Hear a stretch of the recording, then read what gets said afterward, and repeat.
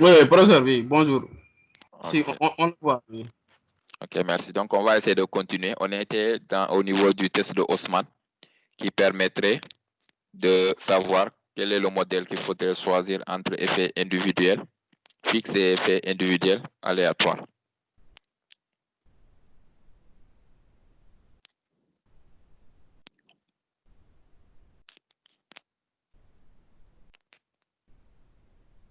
Donc, on était là. Est-ce qu'il faudrait choisir des effets individuels fixes ou des effets individuels aléatoires? Pour cela, on avait dit qu'il fallait estimer un premier modèle sur les effets individuels fixes. Vous y stockez les paramètres estimés. Ensuite, dans une deuxième étape, vous estimez un modèle avec effet individuel aléatoire. Quand vous terminez, vous stockez les paramètres estimés dans une autre variable. Dans la première variable, on l'avait stocké dans fixe. Dans la deuxième variable, on l'avait stocké à random. Ça, c'est pour permettre juste au lecteur de se retrouver. Hein. Mais comme je l'ai dit, on pouvait donner n'importe quel nom. Ce qui est important, c'est que les premiers deux termes ne changent pas. Là, c'est fixe. Hein. Vous n'avez pas le droit de modifier ça, ni le choix de modifier ça. Maintenant, pour le nom, vous pouvez donner ce que vous voulez. Maintenant, à partir de ces deux noms qui ont été fournis, fixe et random, alors il faudra terminer par faire la commande Haussmann. Ça aussi, ça ne change pas. C'est le test de Haussmann. Vous tapez chaque fois Haussmann. Après là, vous tapez les deux noms que vous avez eu à donner. Le premier nom correspondant à l'évaluation disons, à l'effet individuel fixe et le deuxième nom à l'effet individuel aléatoire. Donc, quand on fait le test, voici le résultat que l'on obtient. On l'avait montré aussi sur Istata. Donc, là, on a, pour se décider, on avait dit qu'il fallait regarder ce qui est ici. C'est la probabilité. Quand la différence est très faible entre les estimations obtenues avec le modèle à effet individuel fixe et le modèle à effet individuel aléatoire, quand on a des paramètres estimés qui sont très proches, alors il est recommandé de travailler avec le modèle à effet aléatoire.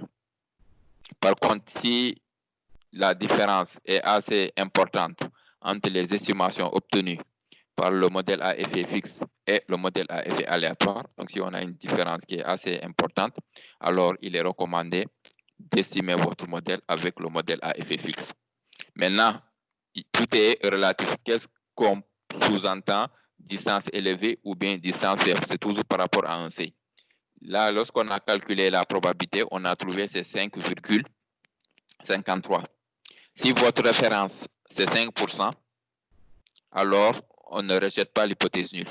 Donc, si la référence est 5%, donc 5,53 étant supérieur à 5%, cela veut dire qu'ici, on a une probabilité qui est très grande. Et quand on a une probabilité qui est très grande, on accepte l'hypothèse nulle, ce qui veut dire ici qu'il faut travailler avec un modèle à effet aléatoire. Par contre, si la probabilité est faible, cela veut dire donc qu'il faut rejeter l'hypothèse nulle et donc il faudra travailler sur un modèle à effet fixe. Donc nous ici, ça dépendra de notre CI. Mais on m'avait posé la fois passée quel est le CI recommandé. Comme je l'ai dit, le CI recommandé dans les études empiriques, c'est 10%. Quand c'est supérieur à 10%, cela veut dire que ce n'est pas significatif. Quand maintenant c'est inférieur à 10%, cela veut dire que c'est significatif. On peut mettre une étoile. Quand maintenant c'est significatif, très moyennement significatif, si c'est inférieur à 5%, on peut mettre 2 étoiles. Et enfin, quand c'est inférieur à 1%, on peut mettre 3 étoiles. Donc, dans notre cas ici, on a un test qui est significatif au seuil de quel pourcent, selon vous? Si on a 0,055, on peut dire que on a un test qui est significatif à quel seuil? C'est une question que je pose. Hein? Bon, c'est un test qui est significatif à 10%. Voilà, c'est bien cela. Donc, c'est un test qui est significatif à 10%. Pourquoi? Parce que la valeur qui est là, elle est plus petite que 10%. Donc, c'est significatif. Mais elle est plus grande que 5%. Le fait que cela soit plus grand que 5%, c'est ce qui fait que c'est significatif au seuil de 10%. Par contre, si on avait une probabilité qui était plus petite que 5%, par exemple 3%, dans ce cas, on aurait dit que c'est significatif au seuil de 5%. Et quand on a une probabilité qui est plus petite que 1%, donc on aurait dit que c'est significatif au seuil de 1%.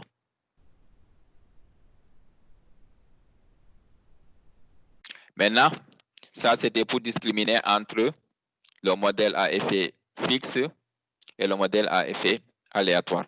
Mais il y a d'autres tests aussi que les gens peuvent faire, hein, toujours quand on a affaire aux données de panel. Donc, le premier élément que l'on peut regarder, c'est est-ce qu'il y a l'effet temporel. L'effet temporel, comme je l'ai dit, si on considère un intervalle d'étude qui va de 2000 à 2019, de 2000 à 2019, il y a beaucoup de choses qui se sont passées, hein. En 2001 même, il y avait une crise, hein, avec l'éclatement de la bulle financière, avec les actions technologiques. Donc, les gens pensaient que tout ce qui était technologie là, c'était l'avenir. Donc, tout le monde investissait, les prix ont continué à grimper. À un certain moment, il y a eu écrasement de cette bulle. En 2007-2008, il y a eu la crise des subprimes, donc qui a quand même secoué le monde entier. Ça s'est un peu répercuté en 2011-2012. Tantôt, on a eu aussi des chocs pétroliers, ainsi de suite. Donc, durant l'intervalle 2000-2019, il y a eu beaucoup de choses qui se sont passées. On peut se poser la question de savoir est-ce que ces années-là ont pu avoir des effets sur notre variable que l'on veut expliquer. Donc, si notre variable que l'on veut expliquer, si c'est des taux de croissance, est-ce que donc la crise de 2018 a pu impacter un peu le taux de croissance des pays concernés, ainsi de suite, ainsi de suite. Donc, si on veut faire ce type de test-là, là, il faudra chaque fois taper le I. I, c'est pour indicateur, hein. Il faudra créer une variable indicatrice pour chaque année. De la même manière, on peut créer une variable indicatrice pour chaque pays ou chaque individu pour regarder un peu la spécificité des individus. De la même manière aussi, on peut créer des indicatrices pour chaque année et regarder l'effet de chacune des variables. Donc, je vais essayer de lancer Istata. Ça, c'est la base de données.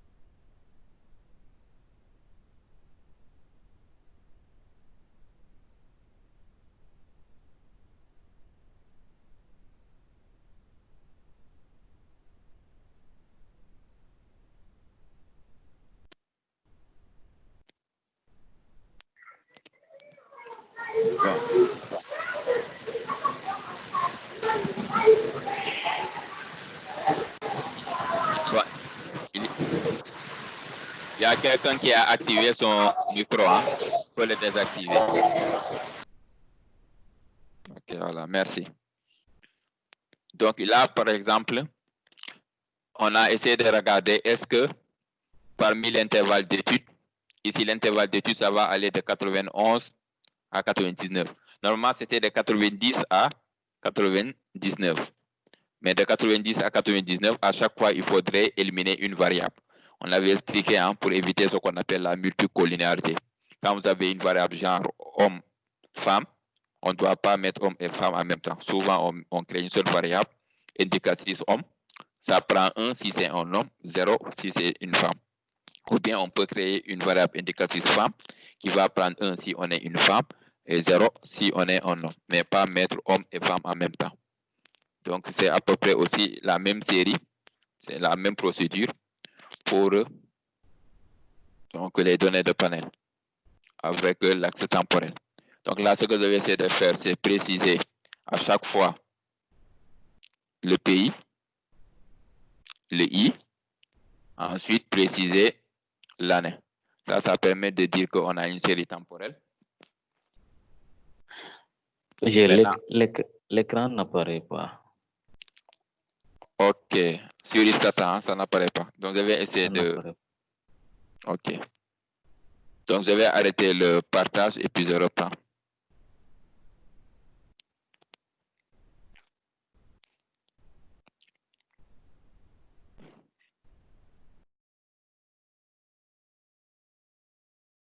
Donc, je disais que là, on a déclaré que c'était une variable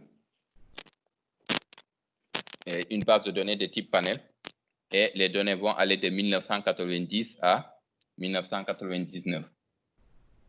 Donc là, on peut supposer que de 1986, c'était au Sénégal. On pouvait dire peut-être que 1994, c'était la dévaluation du franc CFA. Donc peut-être que ça a eu des effets sur la variable qu'on peut expliquer.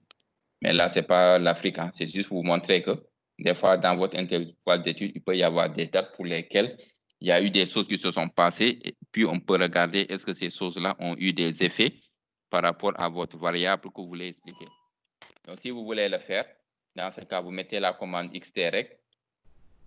Mettez la commande xtrect. Vous mettez la variable que l'on veut. On avait dit que ça ne change pas. Chaque fois, vous mettez xtrect. Ensuite, vous mettez la variable que l'on veut expliquer, c'est y. Ensuite, vous mettez les variables explicatives. Donc, on peut mettre x1, x2, on peut mettre x3. Maintenant, dans le cas où on veut mettre, on peut regarder est-ce qu'il y a les effets temporels qui jouent un rôle. On met chaque fois i pour qu'il y ait une variable indicative, vous mettez i point. Donc ça également, ça ne change pas. Vous mettez i point, ensuite le nom de la variable. Ici, la variable temporelle, c'est i, je mets i. Donc si vous mettez ça, ça veut dire qu'on va faire un modèle de régression où on va regarder de 1991 jusqu'à 1999. Est-ce qu'il n'y a pas une année sur laquelle peut-être il y a eu des choses qui se sont passées et qui ont pu expliquer la variable y. Donc, on met ici entrée.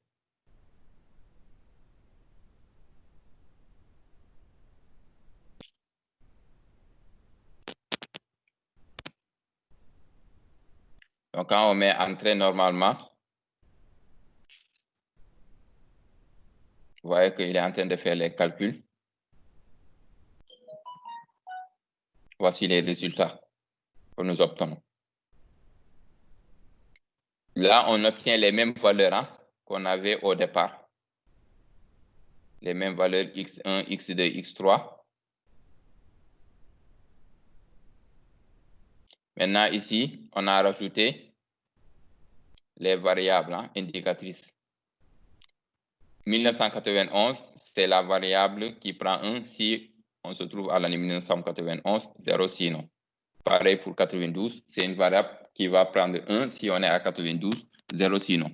Donc, ça veut dire que c'est une variable qui va nous permettre de capter les effets de l'année 1992. De la même manière ici, si on continue, 1999, ce sera une variable qui prend 1 si on est à l'année 1999, 0 sinon.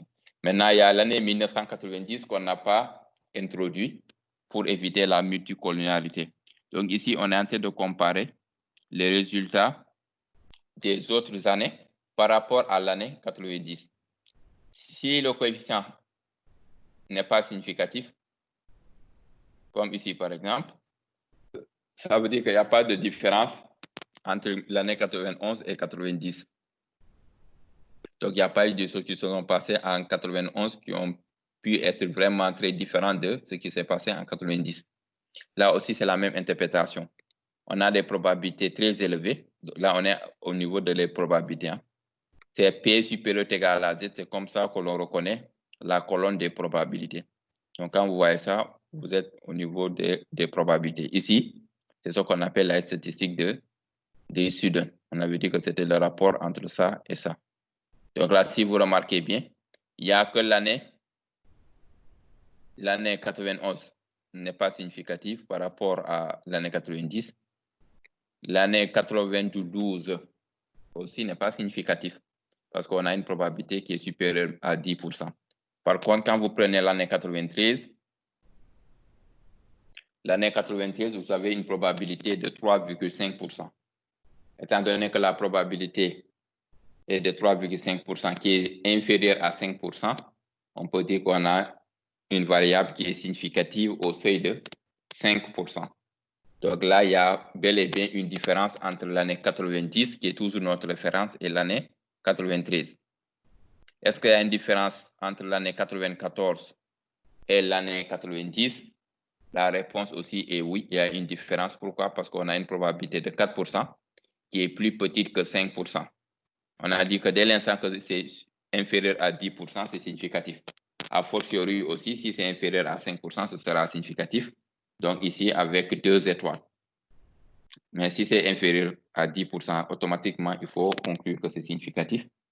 Maintenant, ça peut être 1 étoile, ça veut dire 10%. Ça peut être 2 étoiles correspondant à 5%, comme cela peut être 3%, 3 étoiles correspondant à 1%. Donc là, ce qu'on peut retenir, c'est quoi? C'est que l'année 93 et l'année 94, il y a quand même des différences par rapport à l'année 90. L'autre année où il y a une différence, c'est 97. Dans l'année 97 aussi, on a une probabilité de 3,7% qui est inférieure à 5%. Donc, on a une variable qui est significative au seuil de 5%. Donc là, grosso modo, on a la variable 93, 94 et 97 qui sont significatives. Les autres variables ne sont pas significatives. Hein? Donc, on pourrait les éliminer. Là, c'est une commande qui va très vite, hein, qui génère, quand vous mettez i point, ça va générer vraiment les variables indicatives. Mais vous-même aussi, vous avez la possibilité de générer vos propres variables. Sur Istata, si vous voulez générer votre propre variable, vous mettez par exemple gen pour générer temps. Normalement, c'est générer. Generate. On peut définir le temps, par exemple, 1991.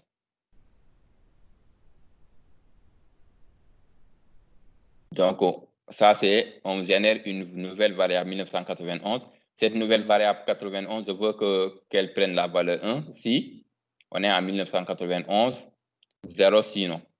Donc là, ce qu'on peut faire, c'est quoi? C'est de comparer l'année. Est-ce que l'année qui est là correspond à 1991? Donc là, on est en train de générer une variable. Dans cette variable-là, on va dire, c'est les années. Hein. On va dire, prenez la valeur année que l'on compare par rapport à l'année 1991.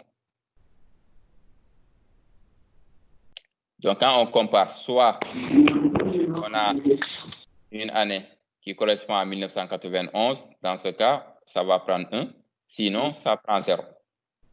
Ici, c'est une variable qu'on a générée pour observer cette variable-là. Vous voyez que maintenant, elle apparaît ici.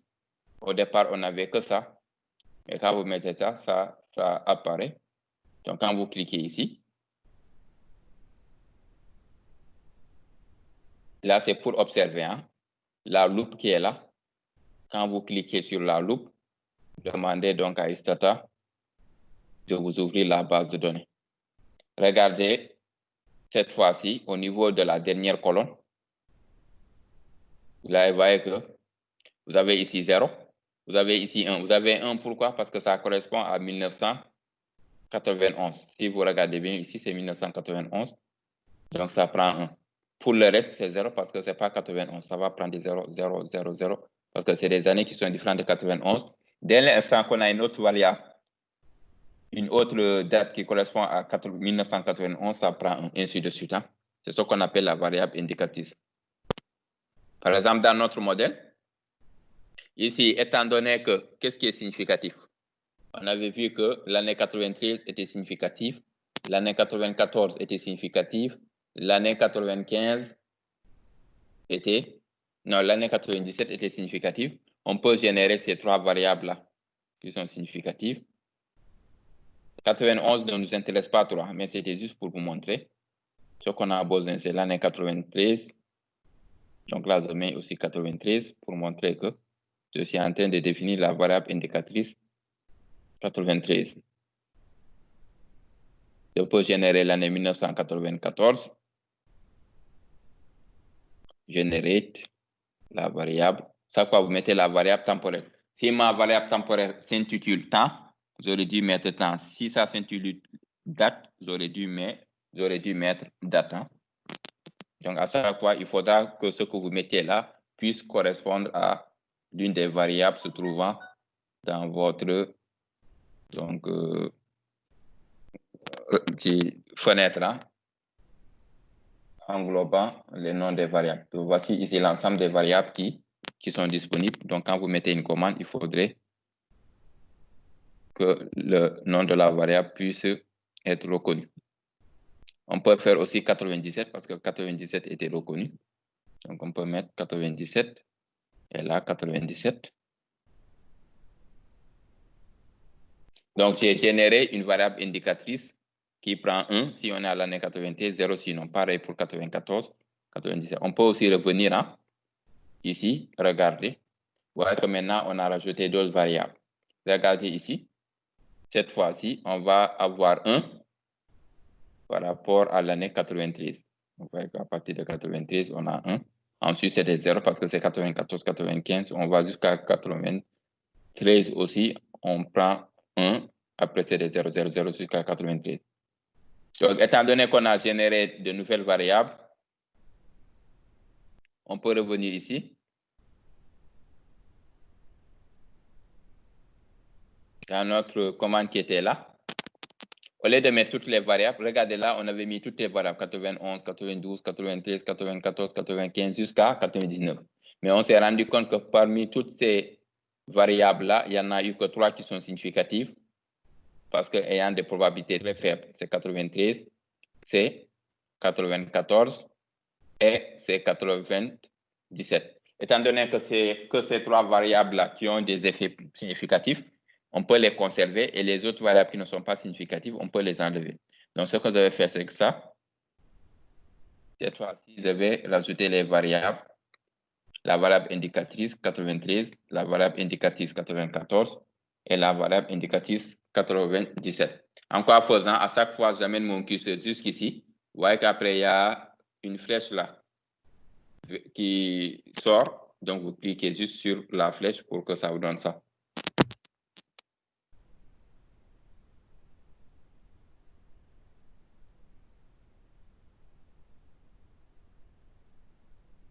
Et maintenant, ici, voici le modèle que l'on a. Vous voyez que ici, 93, 94, 95 explique. Bon, on peut rajouter les effets à FE. FE. Ça, maintenant, quand on rajoute virgule FE, on est en train de rajouter les options. Ici, c'est, on veut estimer un modèle à effet individuel fixant. On peut mettre variable explicative, variable à expliquer, les variables explicatives. Ensuite, on regarde l'effet temporel. Parce que des fois, il peut y avoir des effets temporels, comme ça peut être des crises, ça peut être des chocs, etc. Donc, si vous pensez qu'il y a des chocs temporels qui peuvent expliquer votre variable, il faudra les rajouter dans le modèle. Donc, ici, on a rajouté la variable que l'on veut expliquer, c'est Y. On a rajouté les variables explicatives, c'est X1, X2 jusqu'à X3. Et puis, à la fin, on a rajouté les effets temporels.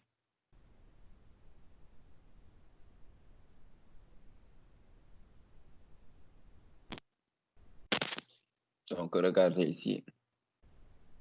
Le X1 devient toujours significatif au seuil de 10%.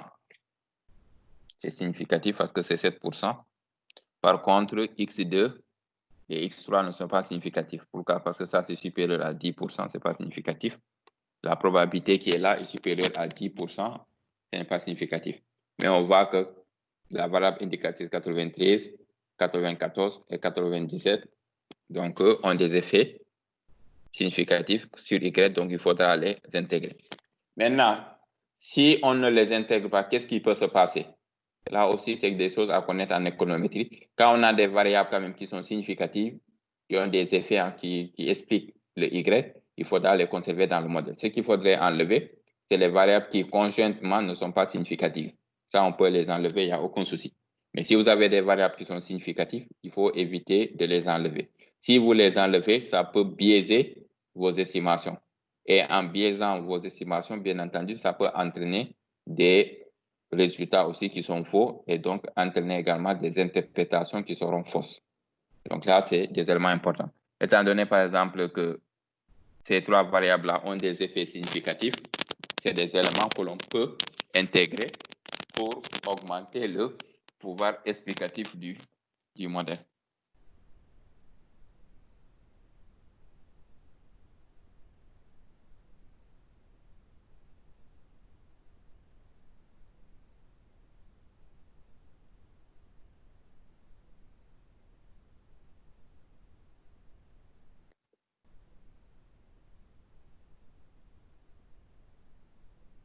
Donc, à chaque fois quand vous interprétez,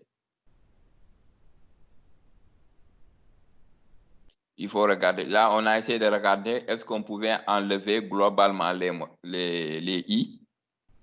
Vous voyez qu'il y avait beaucoup de zéros. Dans ce modèle-là, on pouvait enlever l'ensemble des i, l'ensemble des variables, les effets temporels. Est-ce qu'il y a des effets temporels ou pas? On peut faire un test qui nous dise est-ce que globalement ça c'est nul. Ici, le résultat qu'il a obtenu, c'est 0,30. 0,30 nous dit qu'effectivement, que ce n'est pas significatif, donc on peut enlever l'ensemble des modèles. Mais là, il a travaillé sur un modèle de régression où il y a une seule variable. Je vais regarder, nous, ici, quand on a trois variables, est-ce qu'on va obtenir les mêmes résultats?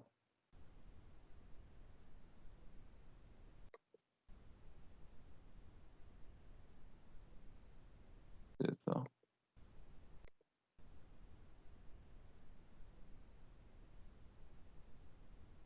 Donc là, on met un test.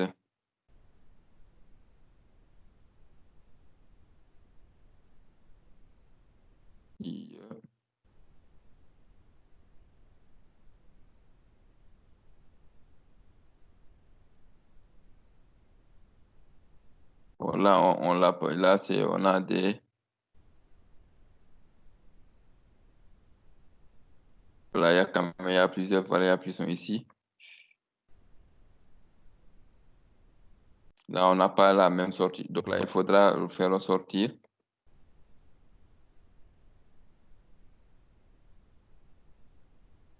Voilà, donc si c'est à partir de ça, on met IE simplement. Donc on met test i.ie. On met entrée.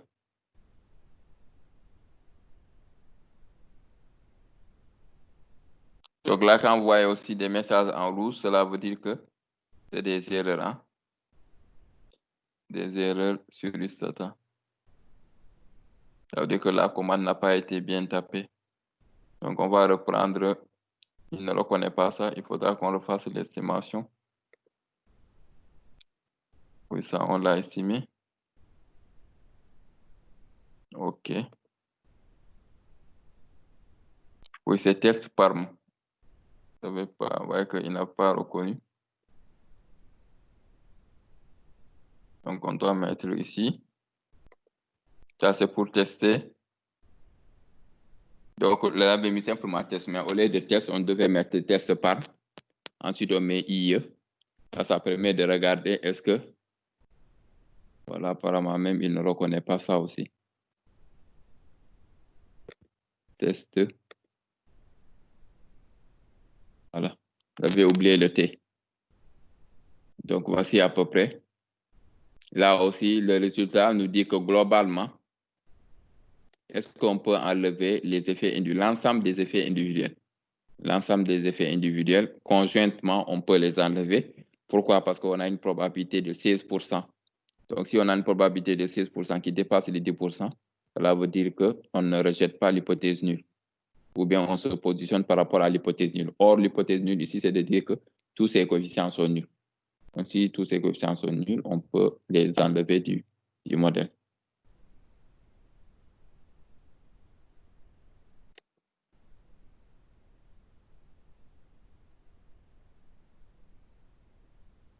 Donc là, c'est pour vous montrer un peu les effets individuels.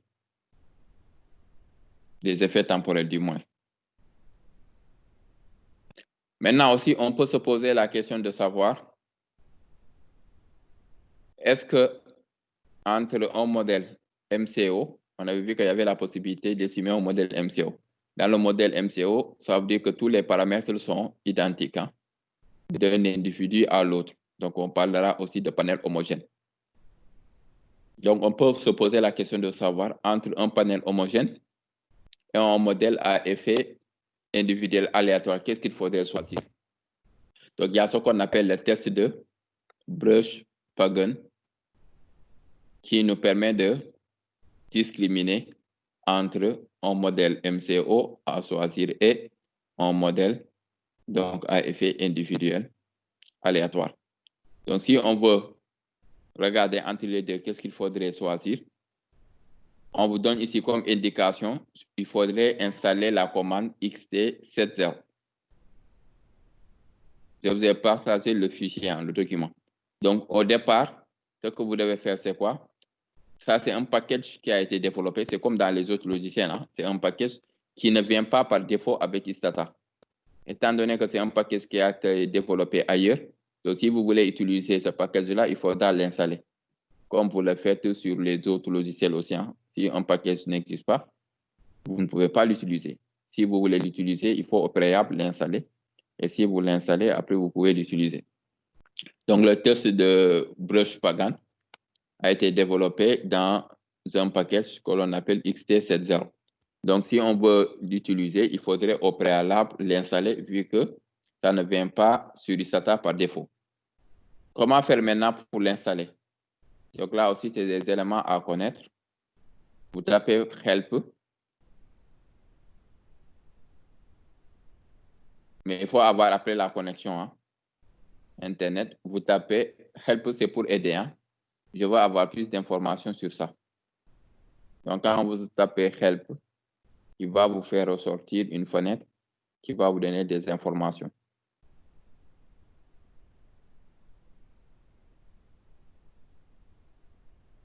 Donc, ici, il nous dit que XT7, donc peut-être qu'il y a un T de plus. Peut-être.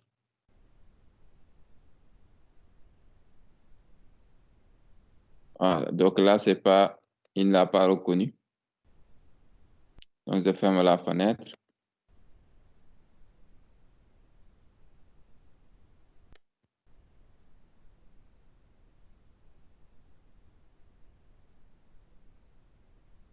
Je vais revenir ici aussi.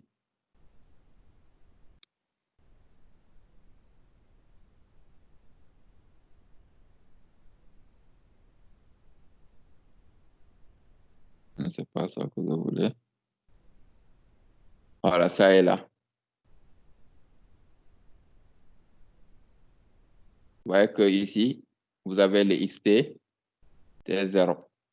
On vous dit que donc c'est une commande qui permet de faire le test de Bruch-Pagan pour détecter est-ce qu'on a affaire à un modèle à effet individuel aléatoire ou bien à un modèle à effet individuel, donc homogène, fixe, homogène. Donc, pour l'installer, on peut cliquer sur XT test 0. Donc, quand on le clique, moi, je l'ai déjà installé, donc ça vient. Et si vous ne l'avez pas installé aussi, il va vous donner la possibilité de l'installer.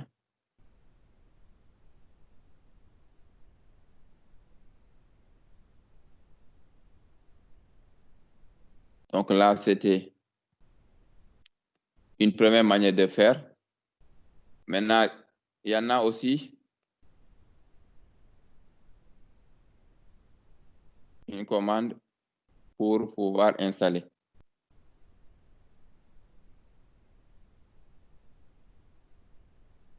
XT7. Bon, normalement, chez vous, si vous ne l'avez jamais installé, vous avez le fichier, après vous essayez de le faire. Quand vous tapez, si ce n'est pas encore installé, il va vous donner la possibilité de pouvoir l'installer. Moi, je l'avais déjà installé, c'est pour me permettre de pouvoir faire ces applications.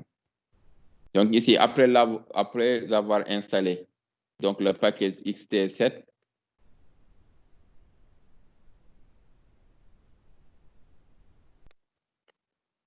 on commence par faire la régression avec les effets aléatoires.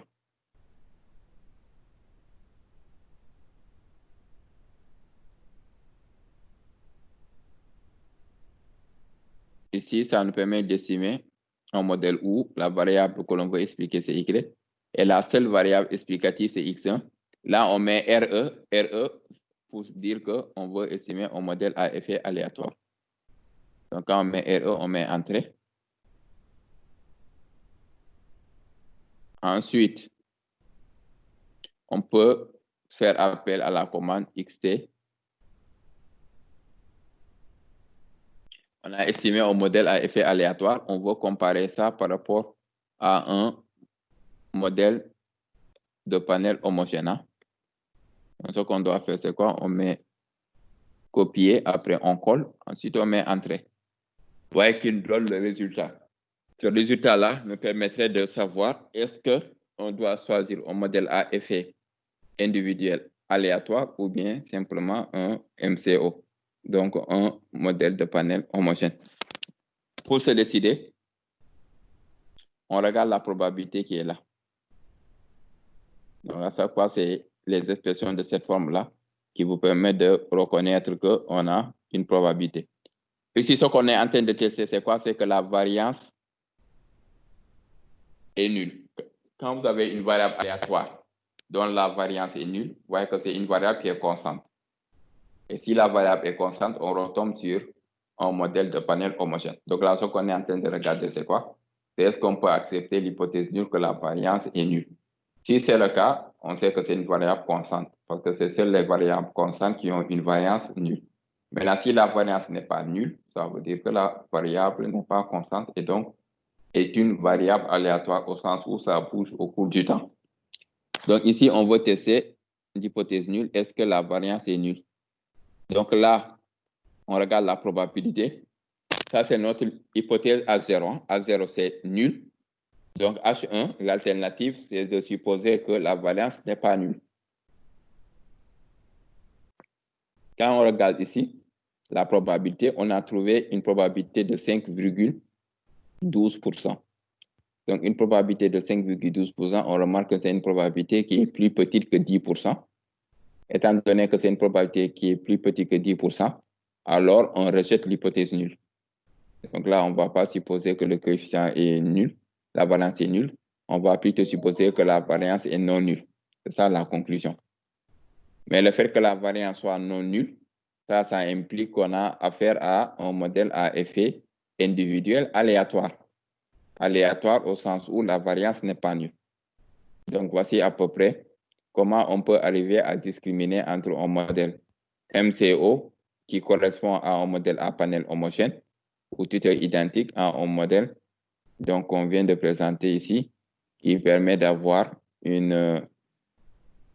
qui permet de détecter est-ce qu'on a une variance qui est nulle ou pas. Donc, si la variance est nulle, alors on a un panel homogène. Si la variance est non nulle, alors il faudra utiliser un modèle à effet individuel aléatoire. Donc là, c'est ce qu'on a fait ici. Donc, on a estimé d'abord le modèle sous l'hypothèse d'un modèle à effet individuel aléatoire. Quand on termine, ensuite, on revient pour taper la commande XT70. Et puis, on regarde la probabilité. Si elle est très grande, cela veut dire que on ne rejette pas l'hypothèse nulle et on admet donc un modèle MCO avec un panel homogène.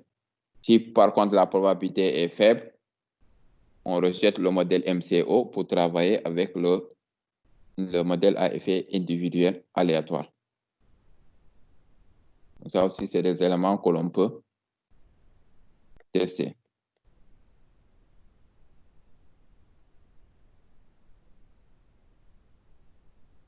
Donc ça, c'est le modèle. Hein. Le Y dépend de I, dépend de T. Donc le modèle YIT, on l'explique par rapport à des variables explicatives que nous devons proposer.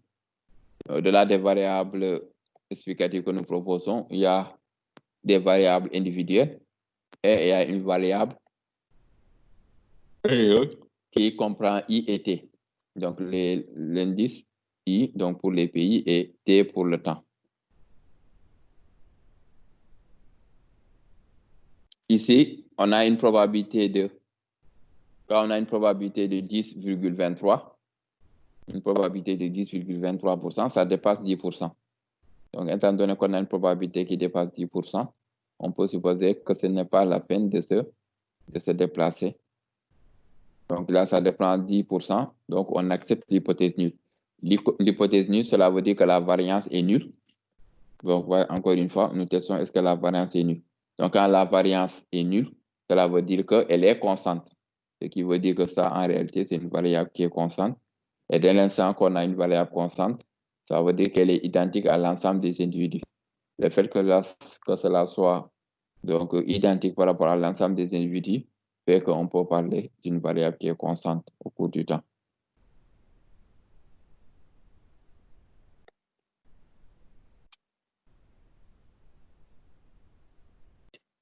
Il y a également un autre test que l'on peut faire.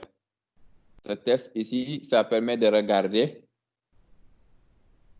est-ce qu'il y a de la dépendance donc à une date T donnée ou bien est-ce qu'il y a une dépendance au cours du temps. Donc, il y a deux façons de dépendance. Si on est à l'instant petit t, vu qu'on a affaire à des données de panel, ça dépend de I et de T, hein? On est d'accord. Donc, ici, si ça dépend de I et de T, quand on a XIT, on peut regarder est-ce que le XIT est corrélé à XJT. Donc, le T ne bouge pas. Hein? On peut regarder est-ce que le PIB du Sénégal en 2018, est-ce qu'il est corrélé au PIB du Mali en 2018. Donc, vous voyez que 2018, ça ne change pas, il n'y a que les pays qui changent.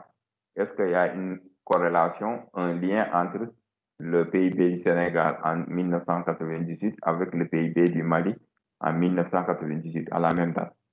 Donc, on peut essayer de se poser ce type de questions. Dans ce cas, il y a la possibilité de faire des tests pour regarder à une date donnée, comme 2012, est-ce que pour 2012, on a noté une corrélation entre les différents individus? L'autre manière de faire des tests, c'est quoi? C'est supposer qu'on travaille sur un seul individu. Si on prend par exemple la Sonatel, on peut regarder la Sonatel. Est-ce que de 2010 à 2019, est-ce qu'on a eu des rendements? Donc, des rendements par rapport à ça. Maintenant, pour pouvoir faire ce type de test-là, il y a la commande XTTest2 que l'on peut utiliser. On va essayer de le faire. Là également, c'est un test qui ne vient pas avec le logiciel Istata. Donc, il faudra installer. Hein. Il faudra installer. Donc, pour l'installer, comme je l'ai dit, vous copiez le nom de la commande.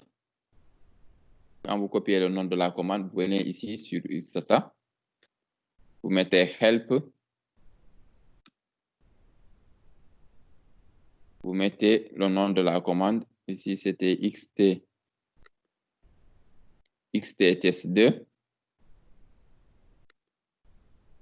Ça, c'est bien ça. On met entrée.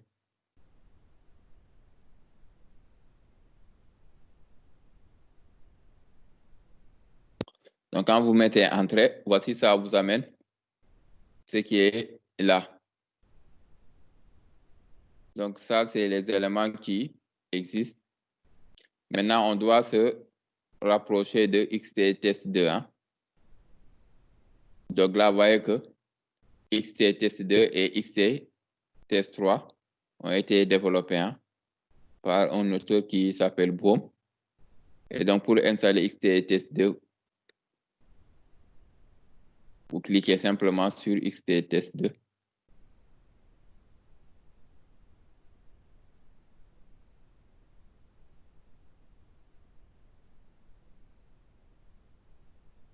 Donc là, c'est à peu près ce qu'on voulait dire. Hein. XTTest2. Donc, quand vous cliquez ici, ça devrait l'installer. Maintenant, quand vous l'installez, après, vous pourrez venir donc faire vos estimations. Mais il faut au préalable l'installer. Donc, voici XTTest2. Il y a aussi XTTest3. Si ce n'est pas installé aussi, vous pouvez cliquer sur XTTest3.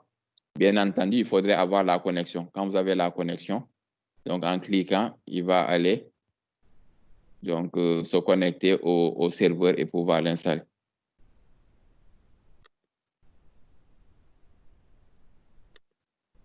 Donc, si c'est installé, donc on peut revenir ici à notre document. On va essayer d'estimer. Donc, on copie. Hein. On met CTRL-V. Cela veut dire qu'on va expliquer Y par rapport à la variable X où là, on utilise les effets individuels. Donc, notez que ici, c'est les effets individuels, hein, c'est FE. Dans l'autre exemple qu'on avait utilisé, avec le test pour regarder est-ce qu'on travaille avec un modèle à effet individuel aléatoire ou bien sur un modèle MCO, là-bas, c'était la commande RE qu'il fallait utiliser. Ici, on utilise la commande FE. Et à la suite de cela, on fait appel à la commande XT test2.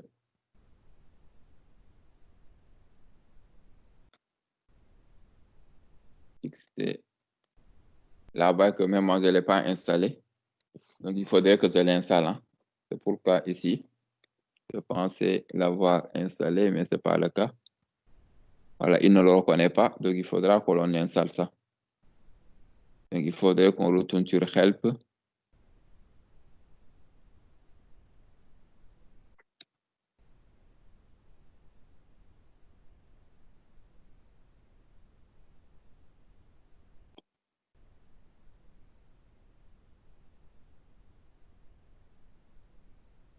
Donc, vous voyez qu'on avait XT-Test2 et XT-Test3. Maintenant, pour l'installer, au lieu de cliquer XT-Test2, XT-Test3, on va cliquer ce qui est en haut. Vous voyez que ce qui est là, ces deux-là se trouvent en haut ici. Donc, ça, c'est le package qui comprend le XT-Test2 et le XT-Test3. Donc là, vous cliquez sur ce qui est en haut. Donc, vous voyez qu'il est en train de travailler. Quand il finit de travailler, après, si vous regardez ici à droite, il y a Click here to install. Donc, Click here to install, ça veut dire qu'il vous demande de cliquer ici pour installer. Donc, je vais cliquer. Là, il est en train de travailler et d'installer le package. Hein. Et il faut avoir Internet. Là, il vient de me dire que l'installation est complète. L'installation est complète, cela veut dire qu'il a pu entièrement installer le logiciel. Maintenant, on peut revenir. Étant donné qu'on a installé XT-Test2, on peut revenir ici sur notre commande qui était là. On met Entrée. Ça, on l'avait dit que ça expliquait un modèle homogène. Donc, après avoir estimé un modèle homogène, donc on était, voilà. Donc là, on a estimé un modèle à effet fixe, hein, du moins. On a estimé un modèle à effet fixe. Donc, on revient ensuite pour taper la commande XT-Test2. Vous voyez que la fois passée, il me mettait des erreurs. Cette fois-ci, il n'y en a plus d'erreurs. Regardez la différence. Ici, il me disait qu'il n'avait pas reconnu. Hein. Vous voyez que c'était en rouge pour dire que c'était des erreurs. Pourquoi? Parce qu'on n'avait pas installé au préalable le package. Donc, si vous n'installez pas le package, donc c'est sûr qu'il ne pourra pas le reconnaître. Il faudrait à chaque fois commencer par installer le package et après pouvoir l'utiliser. Donc, ici, ça nous donne la matrice de corrélation, ce qui permet de regarder est-ce qu'à une date T donnée, il y a une corrélation entre les différents individus. Pour répondre à cette question, vous regardez la probabilité qui est là. L'hypothèse nulle ici, c'est qu'il n'y a pas de dépendance. Hein? Il n'y a pas de dépendance. Donc, entre les individus, il n'y a aucun lien au cours du temps. Sous cette hypothèse-là, on a pu faire des estimations sans pour autant qu'on ait trop de problèmes. Maintenant, ici, on a 0,11. 0,11, c'est une probabilité qui est supérieure à 10%. Étant donné que c'est supérieur à 10%, donc la conclusion que l'on doit tirer, c'est de dire que ici, c'est supérieur à 10%. Ça veut dire qu'on accepte qu'il n'y a pas de corrélation entre les différents individus. Donc ici, quand c'est inférieur à 10%, cela veut dire qu'il y a de la corrélation à une date donnée. Dans l'exemple qu'on avait donné tout à l'heure, le PIB, peut-être du Sénégal en 2018, est corrélé au PIB du Mali en 2018. S'il y a une corrélation, cela veut dire qu'on va avoir une petite probabilité. Par contre, quand la probabilité elle est grande, supérieur à 10%, donc on peut admettre qu'il y a absence de corrélation. De corrélation, donc de dépendance, hein, de dépendance linéaire. Vous voyez que ici, après l'estimation, on a une probabilité de 11% qui dépasse 10%. Et là, il vous met une croix pour vous dire que l'interprétation que l'on peut en tirer, c'est qu'il n'y a pas de dépendance à une date donnée entre les différents individus, où ici, individus représentent des pays. Hein. Maintenant, ça, c'est à une date T donnée. Voici comment on peut faire. Vous utilisez la commande xttest2. Hein. Sinon aussi, une autre manière de l'installer, si l'approche qu'on a eu à faire vous paraît un peu long parce qu'on a tapé help, hein. Après ça nous a ouvert une fenêtre. À partir de cette fenêtre-là, on a cliqué donc sur le package pour l'installer. Une autre manière pour aller vite, c'est de prendre la commande qui est là. SSC install, après vous mettez le nom de ce que vous voulez installer. Donc là, où est-ce qu'on tape cela? Vous venez sur la barre de commande. Ensuite, vous tapez SSC install. Ça ne change pas. N'importe quel package que vous voulez installer, vous commencez toujours par taper SSC install. Ensuite, maintenant, vous tapez le nom du package que vous voulez installer. Ici, ce qu'on veut installer, c'est XT-test2 hein, que l'on veut installer, donc c'est ça pour ça. Si c'était XT-test0, la fois passée, on avait dit qu'il fallait installer XT-test0. Si vous ne l'avez pas installé aussi, vous pouvez taper SSC install, ensuite vous mettez XT-test0. Vous mettez entrée. Si vous avez la connexion Internet, ça va aller se connecter et faire l'installation. Donc là, c'est pour regarder à une date donnée, est-ce qu'il y a une dépendance entre les individus. Mais également, on peut regarder ce qu'on appelle l'autocorrélation. L'autocorrélation, c'est de regarder pour un individu donné, est-ce qu'il y a une corrélation entre ces différentes valeurs. Donc, pour le Sénégal, par exemple, est-ce que le PIB de 2019 est corrélé au PIB de 2018? Ou bien est-ce que le PIB de 2019 est corrélé au PIB de 2015-2016?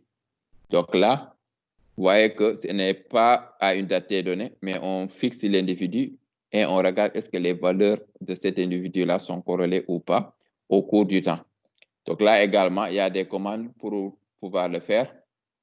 C'est ce qu'on appelle la commande xtcsd. Cette commande-là aussi, elle peut être installée en faisant quoi? En tapant la commande qui est là. Vous copiez ce qui est là. On avait dit qu'à chaque fois, il faut commencer par SSC install. Ensuite, vous tapez le paramètre que vous voulez installer. Supposons ici qu'on veut installer le package xtcsd, ce qui contient les fonctions qui nous permettent de pouvoir le faire. On peut rendre ça public. Donc là, on fait ça, installe xtcsd. On met entrée.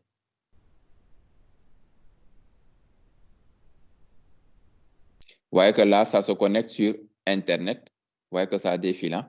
Et il me dit ici, l'installation est complète. Donc ça, c'est ce qui va, c'est beaucoup plus rapide. Hein? Si vous voulez installer des packages qui n'existent pas, vous tapez SSC, install xtcsd, vous mettez entrée. Donc ça, chaque fois, ça ne bouge pas. Encore une fois, ça ne bouge pas. Maintenant, c'est le nom du package que vous voulez installer. Je vais installer ça. Alors, je tape le nom et puis je mets entrée. Automatiquement, il va se connecter sur Internet et puis trouver le package installé. Et à partir de là, maintenant, vous pouvez utiliser les commandes qui lui sont associées. Si je reprends la commande qui est là, ça nous permettait d'installer et d'estimer un modèle à effet individuel fixe, hein, où Y c'était notre variable à expliquer et X1 c'est nos variables explicatives. X1 c'est la variable explicative. Donc on met entrée. Donc ça, on obtient les estimations. Et après, on peut revenir pour regarder est-ce que il y a de la dépendance ou pas.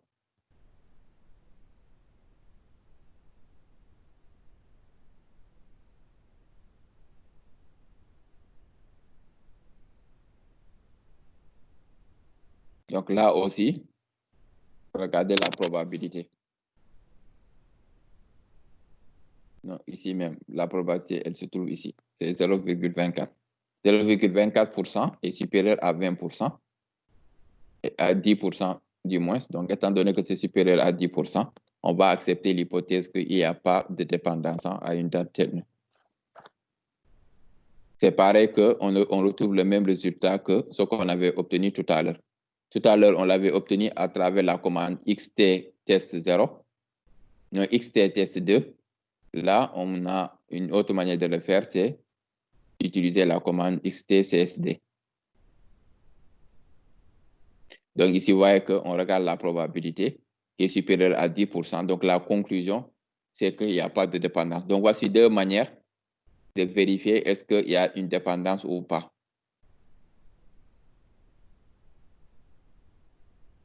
Donc on va finir, avant de vous donner la parole pour les questions, pour regarder un peu l'hétérogénéité. On peut aussi se poser la question de savoir, vu que c'est des données de panel, il y a des individus, est-ce qu'il y a un peu de l'hétérogénéité par rapport aux effets fixes? Donc, pour regarder est-ce qu'il y a de l'hétérogénéité ou bien on peut admettre qu'il y a homogénéité, on peut utiliser la commande xt test3.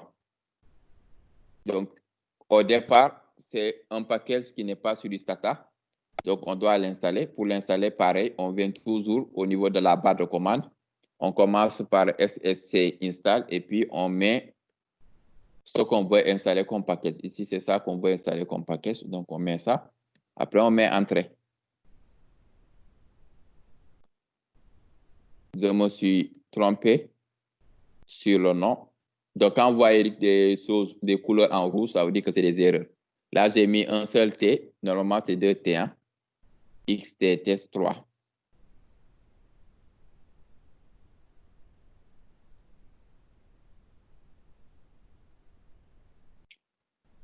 Ici, on me dit que ces fichiers-là existent déjà.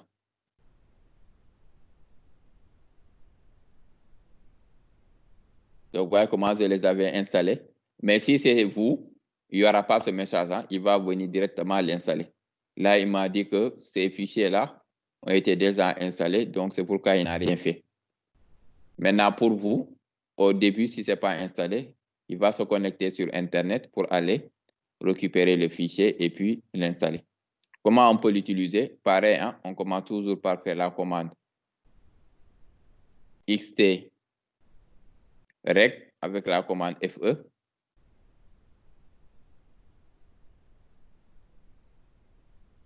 Donc, on estime.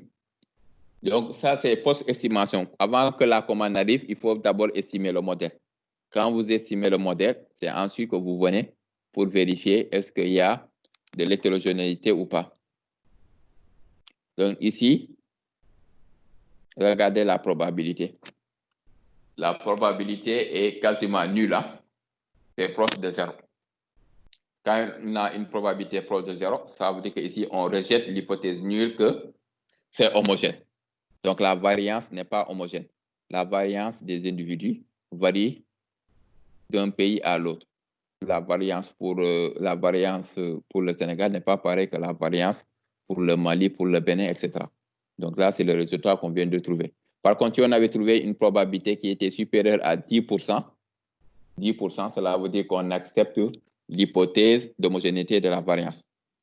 Vous allez me dire pourquoi on est en train de faire tous ces tests-là. Ça, c'est les hypothèses. On a dit que si vous voulez faire un modèle, à chaque fois, c'est des hypothèses. Les hypothèses pour les modèles XTRX, c'est quoi? C'est des variables qui sont IID. Je reprends ici.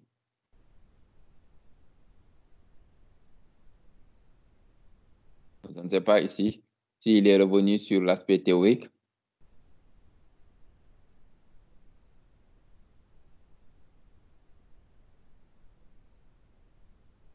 Vous voyez que ici, ça c'est les termes d'erreur, UIT. Les termes d'erreur sont IID, indépendantes, identiquement distribuées. Donc, quand vous estimez l'équation qui est là, vous l'estimez par rapport à l'hypothèse que les termes d'erreur sont IID. Maintenant, après avoir estimé votre modèle, il faudra vérifier est-ce que réellement les termes sont IID. Quand vous trouvez qu'il y a de la dépendance, ça veut dire que l'hypothèse IID n'est plus vérifiée. Vu que IID, il faut qu'il y ait indépendance et identiquement distribué. Identiquement distribué, cela veut dire que vous avez la même loi. Et quand vous avez la même loi, ça veut dire que vous devez avoir la même variance. La même loi. IID, indépendante, identiquement distribuée. Cela veut dire que les variables sont indépendantes et que les variables aussi suivent la même loi. Le fait de dire que vous avez des variables suivant la même loi, cela veut dire qu'ils auront la même variance. Donc, à chaque fois, quand on estime un modèle, on peut revenir pour regarder est-ce que notre hypothèse IID sur laquelle on s'est fondé pour faire l'estimation, est-ce que réellement c'est une hypothèse qui est réaliste? C'est pourquoi après avoir estimé un modèle, on revient pour regarder est-ce qu'il y a homogénéité ou hétérogénéité. Dans les normes, le bon résultat, c'est avoir quelque chose d'homogène. Si c'est hétérogène, ça veut dire qu'il y a un problème, il faudra peut-être corriger cela. Ensuite, regardez est-ce qu'il y a une indépendance. L'idéal, c'est avoir une indépendance. Mais quand vous faites le test de dépendance, vous trouvez qu'effectivement, il y a une dépendance entre les individus. Là également, ça pose problème parce que nous, on était parti de l'hypothèse IID, alors qu'en réalité, cette hypothèse IID n'est pas vérifiée du fait qu'on a trouvé une dépendance entre les individus. Pour notre cas ici, on a des résultats satisfaisants pour la dépendance. Pour la dépendance, on a des résultats satisfaisants. Pourquoi? Parce qu'on avait des probabilités qui étaient supérieures à 10%. On est d'accord avec la commande XTCSD. Quand on a travaillé aussi avec la commande XTTS2, XTTS2 aussi nous avait donné, vous voyez que XTTS2 aussi nous avait donné une probabilité supérieure à 10%. Donc, que ce soit XTTS2 ou le XTCSD, on a la même conclusion, il n'y a pas de dépendance. Par contre, donc, le terme indépendance est vérifié. Par contre, pour l'homogénéité, IID, on a dit IID, ça veut dire que c'est la même loi. Et quand on a la même loi, ça veut dire qu'on doit avoir aussi la même variance. Cette hypothèse d'homogénéité de la variance, par contre, ici, n'est pas vérifiée. Pourquoi? Parce que lorsqu'on a fait le test, avec la commande XT-test3 à installer, on a trouvé une probabilité très faible. Donc là, c'est l'autre élément de l'économétrie qu'il faudrait connaître. Ce n'est pas forcément les données de panel. Hein. Quand vous faites aussi votre modèle MCO, la première des choses, c'est estimer le modèle. Mais quand vous estimez le modèle, il faut revenir aussi faire un peu la validation. Est-ce qu'on peut valider le modèle? Pour valider le modèle, il faut regarder les hypothèses du modèle MCO. Les hypothèses du modèle MCO, c'est quoi? Il y a aussi les IID. Les termes d'erreur ne sont pas corrélés. On a une homogénéité de la variance. Et donc, il faudra, et puis on a aussi l'hypothèse que les termes d'erreur suivent une loi normale. Étant donné qu'on a fait une hypothèse que les termes d'erreur suivent une loi normale, qu'il n'y a pas de corrélation, que la variance est homogène, alors, après avoir estimé votre modèle, il faudra revenir faire des tests pour vérifier est-ce que ces hypothèses sont vérifiées. Si ces hypothèses sont vérifiées, alors on peut valider le modèle. Sinon, ça veut dire qu'il faudra revoir le modèle. Donc, le même principe sûrement que vous avez vu dans le cours de MCO, c'est le même principe aussi que l'on applique ici, mais sauf que là, on travaille sur des données de panel. Donc, sur les données de panel aussi, à l'instar du modèle MCO, quand vous estimez, il faudrait revenir pour vérifier est-ce que vos hypothèses sont vérifiées ou pas. Et donc, il y a des commandes qui vous permettent de savoir est-ce que ces hypothèses sont vérifiées. Si ces hypothèses sont vérifiées, alors c'est bon, vous pouvez valider. Si les hypothèses ne sont pas vérifiées, alors il faudra regarder comment corriger donc, vos estimations. Donc, c'est ce que je voulais préciser.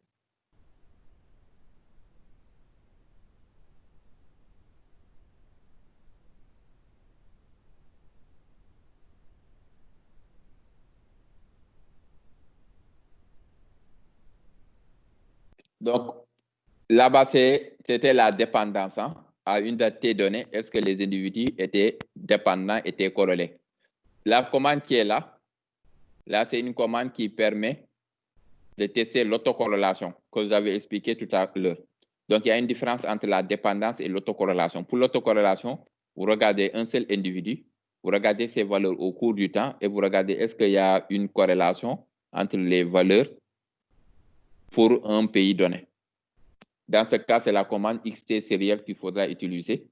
Et pour l'obtenir aussi, il faut taper la commande comme d'habitude. Hein. À chaque fois, vous mettez SSC, install. Après, vous mettez le package que vous voulez installer. Ici, le package qu'on veut installer, c'est XT sériel. On peut mettre ça. Ensuite, on met entrée. Moi, j'ai déjà installé normalement. Donc là, on ne le retrouve pas. Peut-être on l'a éliminé. On va faire ça.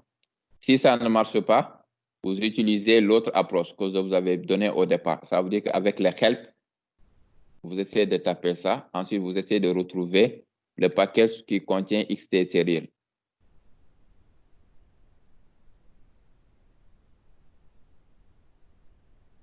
Bon, il y a plusieurs packages qui permettent de le faire. Celui-là aussi permet de le faire. Hein. Là, vous voyez qu'on vous a dit que ça, c'est un package même qui est récent, qui a été développé en 2019. Vous voyez que le fichier help, c'est ça son avantage. Hein. Quand vous mettez help, s'il y a des packages beaucoup plus récents, parce que la recherche, ça évolue hein, au cours du temps. Quelqu'un peut développer un package 2 ans après, 3 ans après, qu'il y ait quelqu'un d'autre aussi qui développe un nouveau package qui est beaucoup plus performant. Donc, l'idéal ici, c'est de regarder comment la littérature avance. S'il y a de nouveaux packages, les utiliser.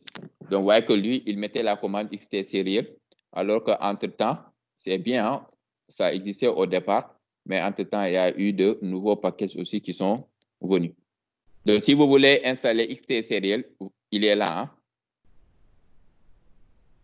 XT sériel, il est là, donc on peut cliquer sur ça. Mais il y en a aussi d'autres packages qui existent. Hein. Pour nous, c'est XT sériel qui nous intéresse. On peut cliquer là.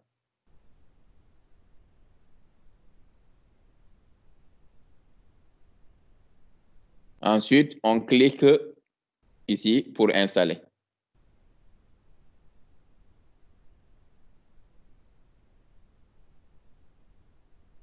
Il me dit que l'installation est complète. On pouvait installer aussi d'autres. Hein. Là, c'est un autre package. Je peux cliquer aussi.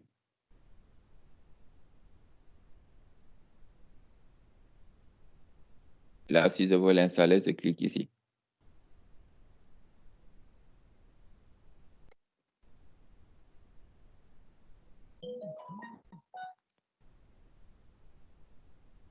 L'installation aussi est complète. Étant donné que l'installation est complète, ça veut dire que aussi, si je veux faire un test pour l'autocorrélation, je peux utiliser soit XTCDL ou bien le package proposé par l'auteur Joacima. Donc là, ce qu'on doit faire, c'est quoi? C'est taper la commande XTCDL. C'est la variable que vous voulez expliquer et la variable explicative. L'utilisation de cette commande-là, elle est un peu différente des autres. Vous voyez que des autres, on estimait, on mettait XTREC, on estimait, ensuite on revenait pour faire le test. Donc ici, on fait le test directement en précisant le Y et le X. Donc là, on a trouvé une probabilité de 66%. 66% étant supérieur à 10%. Cela veut dire qu'on admet l'hypothèse qu'il n'y a pas d'autocorrélation. Alors que nous, notre modèle aussi avait stipulé qu'il n'y a pas d'autocorrélation. Donc là, on a un résultat qui est conforme à notre hypothèse.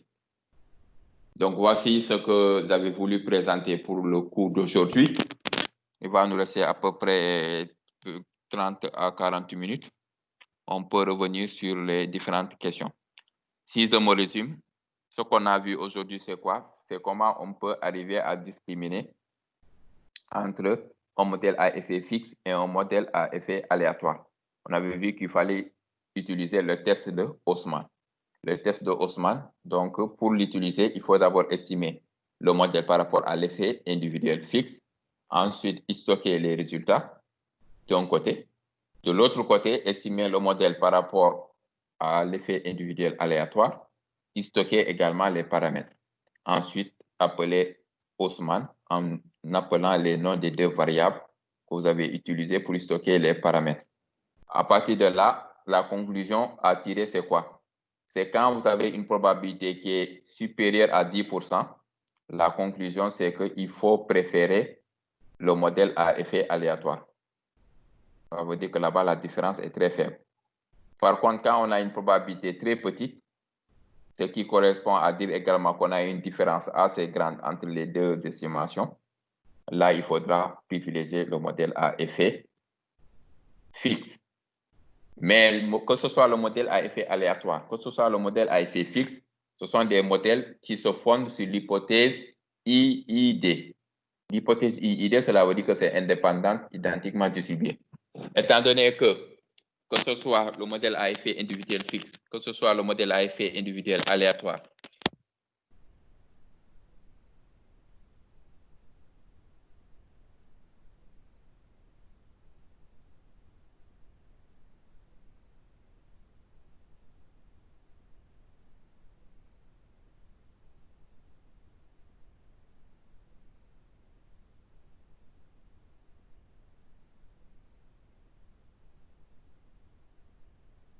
la dépendance, on avait dit que c'était utiliser la commande xt test2.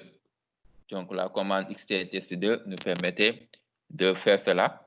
On avait aussi la possibilité de tester la dépendance à travers la commande xt csd. La commande xt csd aussi nous permettait de tester la dépendance entre les deux individus. Mais IID aussi, cela signifie que au cours du temps, les données ne seront pas corrélées. Donc, en d'autres termes, qu'il y a une absence d'autocorrélation. Là également, c'est des hypothèses qu'il faudrait vérifier si on veut valider notre modèle qu'on a estimé soit par un modèle à effet fixe, soit par un modèle à effet aléatoire. Pour savoir est-ce qu'il y a une autocorrélation ou pas, donc là, on a utilisé la commande xt serial qui permettait donc de savoir est-ce que... Oui. Pour le IID, il y a une partie qui échappe. Je ne sais pas si c'est seulement chez moi ou pas, mais la voix a été coupée. Voilà, pour IID, je dis que c'est indépendant et identiquement distribué. Maintenant, indépendant, cela veut dire qu'il n'y a pas de dépendance. Hein. Quand vous regardez les individus, on ne trouve pas de dépendance. Pour savoir maintenant est-ce qu'il y a une dépendance ou pas, il faudra faire des tests. Donc, on a proposé ici 2 tests qui permettent de savoir est-ce qu'il y a une dépendance ou pas. Le premier, par exemple, c'est ce qu'on appelle le XT test 2. Le XT test 2, par exemple, permet de regarder est-ce qu'il y a une dépendance entre les individus ou pas. Une autre manière de regarder la dépendance, c'est d'utiliser la commande XT-CSD. Quand on installe la commande XT-CSD, ça nous permet également de regarder est-ce qu'il y a une indépendance ou pas entre les individus. Vous voyez que ici, les deux tests nous ont donné les mêmes résultats. Parce que pour le test de CSD, on avait une probabilité qui est supérieure à 10%. Donc, on a conclu que les individus sont indépendants. Quand on utilise aussi la commande XT test 2, on arrivait aussi à obtenir les mêmes résultats, à savoir qu'il y a une indépendance entre les individus. Donc, au-delà de tester l'aspect indépendance, il faut regarder aussi l'aspect autocorrélation. Est-ce que pour un individu donné, le XIT est corrélé à XIT plus 1? Là aussi, il y a ce qu'on appelle la commande XT serial que l'on peut utiliser. Et cette commande-là nous permettait de savoir est-ce qu'il y a une présence d'autocorrélation ou pas. L'hypothèse nulle d'absence d'autocorrélation, c'est ce qu'on doit s'attendre à obtenir. Parce que nous, on a fait notre estimation à partir de cette hypothèse-là. Donc, quand vous obtenez de l'autocorrélation, cela veut dire que ça pose problème. Il faudrait revoir la méthode d'estimation. Enfin aussi, on a terminé par l'hétérogénéité. IID, on avait dit que ça suit la même loi. Quand ça suit la même loi, cela veut dire qu'on ne peut pas accepter une hétérogénéité. Donc, une hétérogénéité. Donc là, on a fait le test avec la commande XT test 3 qui nous permet de savoir est-ce que réellement on a une variance homogène ou hétérogène entre les individus. Dans notre test ici, on a trouvé qu'il y a une hétérogénéité au niveau des individus parce qu'on avait une probabilité quasiment proche de 0. Et quand on a une probabilité proche de 0, cela veut dire qu'on rejette l'hypothèse nulle. Vous voyez qu'ici, on a une probabilité qui est proche de 0. Et donc, vous voyez ici la conclusion, il faudra utiliser des estimateurs qui sont robustes face à l'hétérogénéité. Aussi bien si on travaille avec un modèle à effet individuel fixe ou un modèle à effet individuel aléatoire. Donc, dès l'instant qu'il y a de l'hétérogénéité, on peut rajouter des commandes pour gérer l'aspect hétérogénéité. Donc, voici à peu près la synthèse de ce qu'on a vu aujourd'hui. Et donc, je reste à l'écoute par rapport aux différents points qu'on a eu à souligner durant cette séance.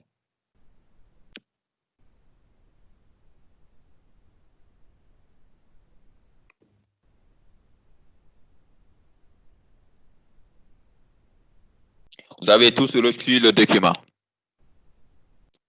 Vous avez demandé à professeur Cheikh Ndiaye de partager.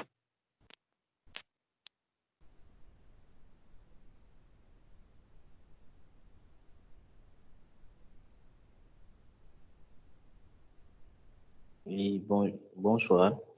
Oui, bonsoir. Oui, nous avons reçu le document. Oui. Donc, pour revenir au test, Oui. par rapport à l'autocorrélation, bon, par rapport à l'homogénéité, on sait que si l'hypothèse 0 n'est pas vérifiée, on peut, avec d'autres commandes, changer. Donc, par rapport à l'autocorrélation, par exemple, si l'hypothèse H0 n'est pas vérifiée, qu'est-ce qu'on fait pour modifier ou bien pour avancer? Bon, il y a des commandes qui permettent de gérer l'autocorrélation. Maintenant, ce ne sera pas hystérique simplement, mais il y aura la possibilité de gérer. Je reviens ici. Regardez ici. Ça vous donne un peu le tableau récapitulatif. Hein? Quand vous mettez la commande xtrect, il y a la possibilité de rajouter robuste. Robuste, cela sert à quoi? Quand vous avez fait votre test, vous avez trouvé qu'il y a de l'hétérogénéité. Donc, vous voyez que l'hypothèse d'homogénéité n'est pas vérifiée. Étant donné que l'hypothèse d'homogénéité n'est pas vérifiée, il faudra corriger. Parce que vous étiez parti sur l'hypothèse d'homogénéité, comme c'est dans le modèle MCO. Hein. MCO, il y a des hypothèses, mais quand vous estimez, vous voyez que les hypothèses du modèle MCO ne sont pas vérifiées, alors il faudra revenir pour corriger le fait que ces hypothèses ne soient pas vérifiées. Là aussi, c'est pareil. Donc, pour revenir à votre question, si on a l'hypothèse nulle d'homogénéité, nous, on parle de l'hypothèse que la variance est homogène, comme dans le modèle MCO. Dans le modèle MCO aussi, on avait appris que par hypothèse, on suppose qu'il y a homogénéité de la variance. Donc, pour les données de panel aussi, on parle de la même hypothèse, à savoir homogénéité de la variance. Donc, vous faites le test, soit vous tombez effectivement sur une homogénéité de la variance. Tant mieux pour vous, parce que c'est ce que vous avez supposé. Maintenant, si vous partez de l'hypothèse d'homogénéité de la variance, vous faites le test vous dit, attention, il y a une hétérogénéité, comme dans notre cas ici. Dans ce cas, il faudra corriger. Comment corriger? Il faudra rajouter l'option robuste. Ouais, c'est ce qui est là. Dans ce cas, vous revenez dans votre sur Istata.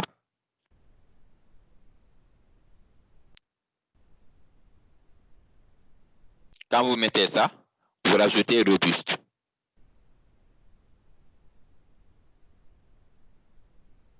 Robuste pour dire que j'ai détecté qu'en réalité, il y a une homogénéité, il y a une hétérogénéité au niveau de la variance, donc, que je dois corriger. Je dois corriger cela en proposant ce qu'on appelle un estimateur robuste face à l'hétérogénéité. Donc, voici à peu près le nouveau résultat que vous allez obtenir. Vous voyez que là, c'est un résultat que j'obtiens en rajoutant le terme robuste. Pourquoi? Parce que au niveau de mes tests, j'ai pu montrer que il y avait de l'hétérogénéité. Maintenant, s'il n'y a pas de l'hétérogénéité, donc je suppose qu'il y a homogénéité de la variance, je n'ai pas besoin de rajouter robuste. Si c'était aussi RE, supposons que vous avez fait le test de Haussmann. Si vous avez fait le test de Haussmann, le test de Haussmann vous dit qu'il faudra travailler sur un modèle à effet aléatoire. Mais dans le modèle à effet aléatoire aussi, vous avez trouvé qu'il y a toujours homogénéité. Non, il y a hétérogénéité de la variance. Donc, dans ce cas aussi, on peut rajouter la commande ou le terme robuste.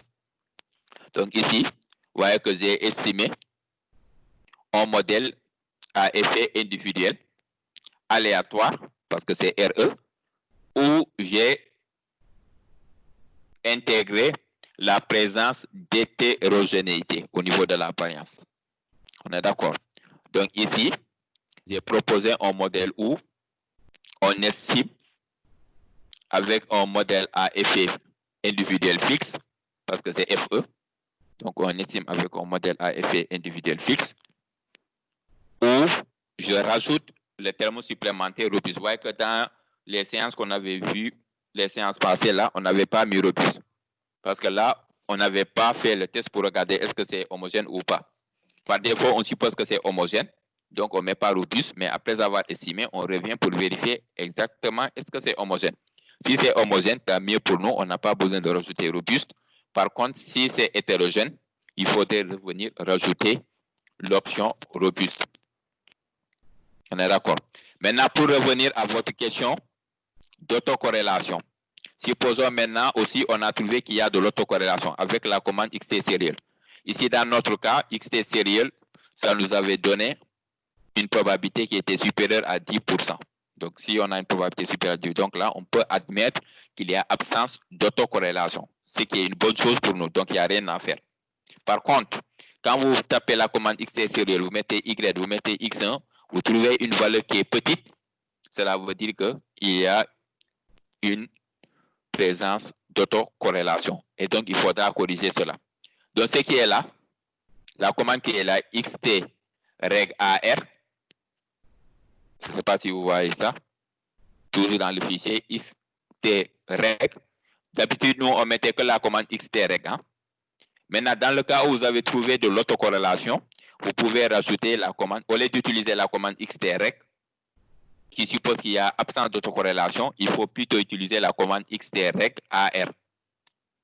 Xtreg AR, cela veut dire quoi? C'est un modèle qui va nous permettre d'intégrer de l'autocorrélation par rapport au terme ultérieur. Et l'autocorrélation ici, c'est ce qu'on appelle un modèle AR1.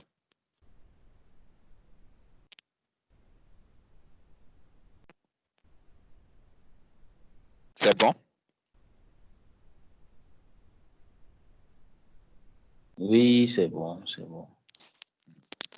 Maintenant, on peut avoir une situation. Ici, j'ai donné le cas où il y a présence d'autocorrélation. Comment on le corrige? Si c'est autocorrélation, on utilise la commande xtreg AR. AR, c'est pour autocorrélation, hein, autorégressif.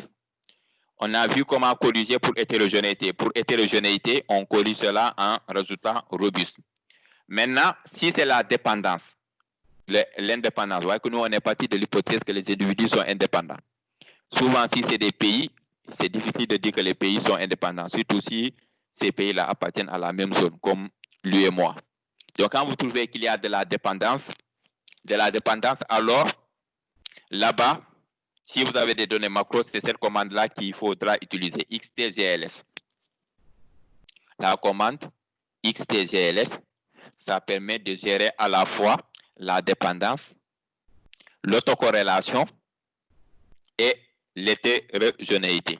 Donc, c'est une commande qui est vraiment assez bonne, mais qui s'applique pour les panels de type macro. C'est-à-dire qu'il faudra que le T soit très grand par rapport au nombre d'individus.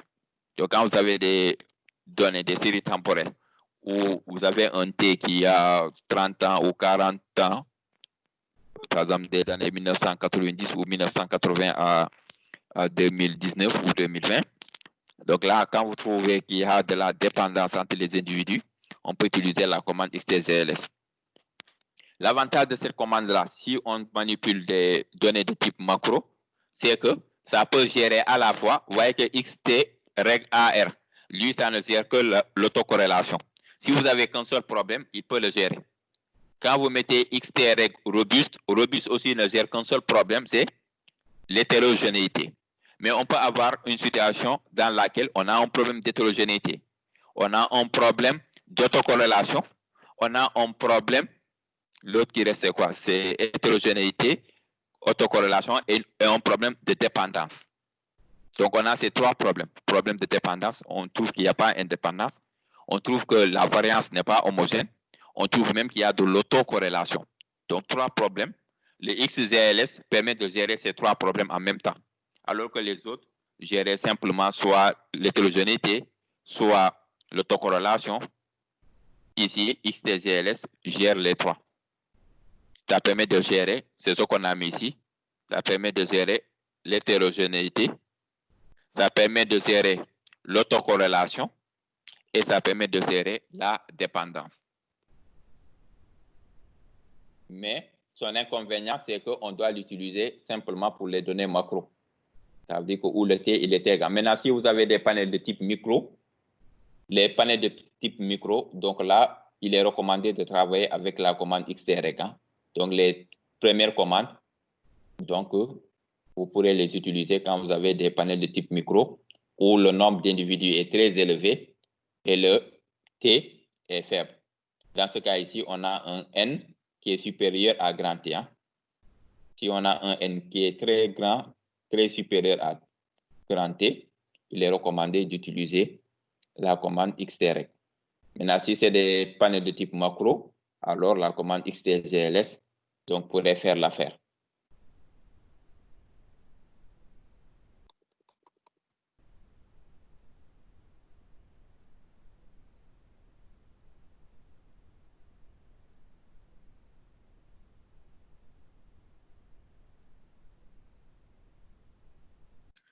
Bonjour, prof. Bonjour. C'est Louis-Georges Sambou. Oui. J'aimerais que vous reveniez sur la commande XTCSD. Ça m'a un peu échappé. OK. Je voudrais m'expliquer un peu.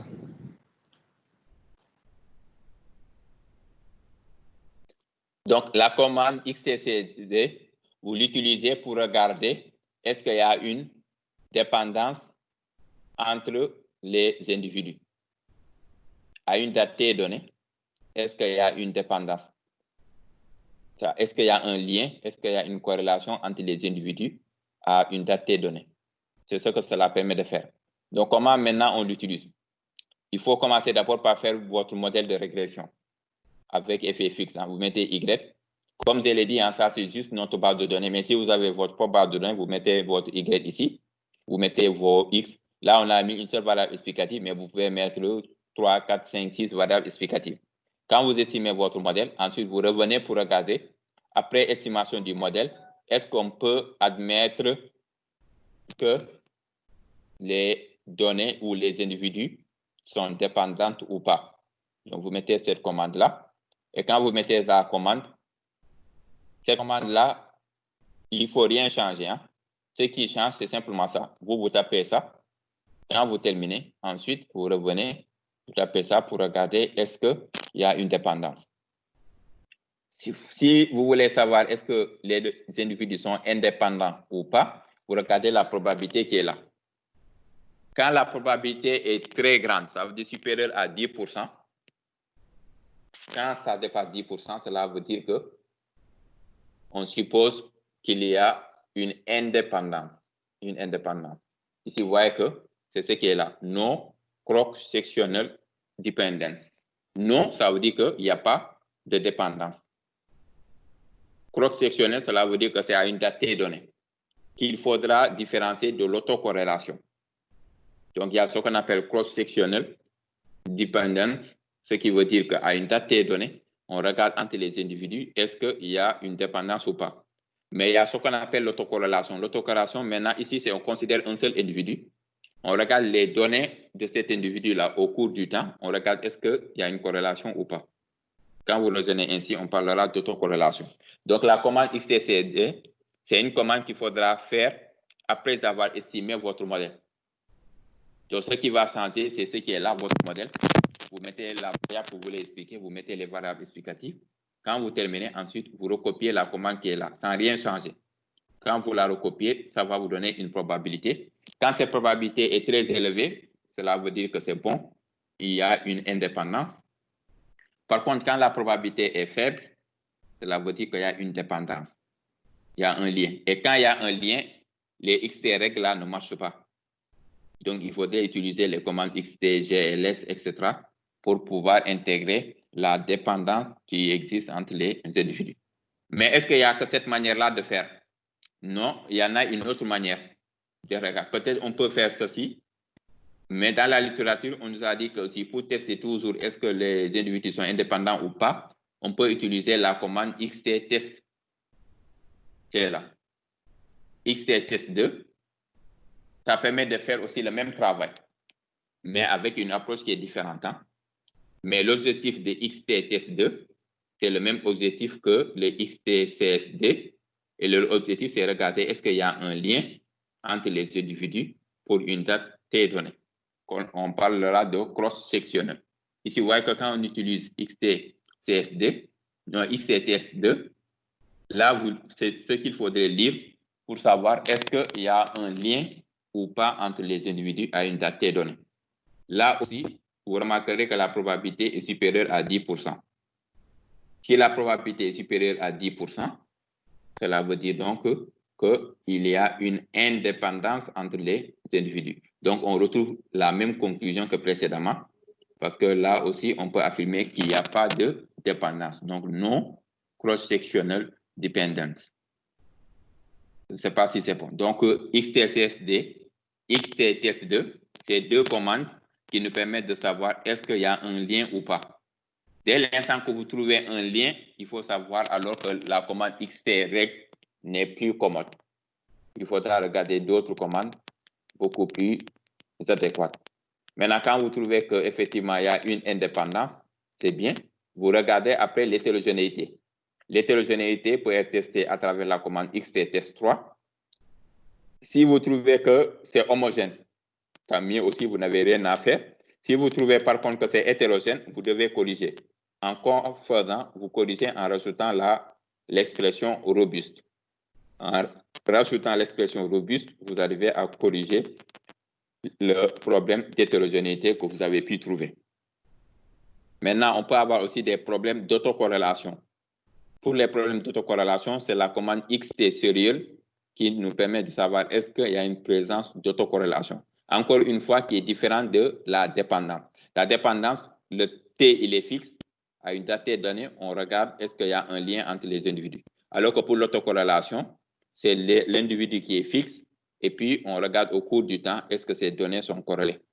Donc, avec la commande XT serial, si on trouve qu'il y a absence d'autocorrélation, tant mieux pour nous, il n'y a rien à faire.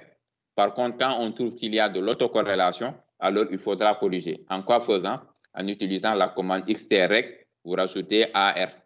Ou le AR là, c'est pour signifier que ça permet d'intégrer la présence d'autocorrélation d'ordre 1. Donc, c'est ce qu'on pouvait dire par rapport à la commande CSD. Ça permet de détecter est-ce que les individus sont indépendants à une date T donnée. C'est ce que fait également la commande XTTest2. Des fois, c'est pour des questions de robustesse. On peut regarder XTTest2, qu'est-ce que ça donne comme résultat. On peut aussi faire pareil pour XTCSD. Et puis, on regarde est-ce que ces deux commandes-là qui font la même chose, est-ce qu'ils nous donnent le même résultat. Si cela nous donne le même résultat, cela peut nous conforter. Donc, sur l'hypothèse qu'effectivement, on peut accepter l'hypothèse d'indépendance entre les individus.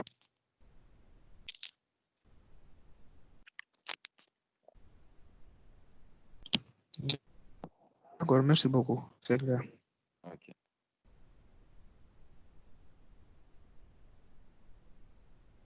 qu'il y a d'autres questions?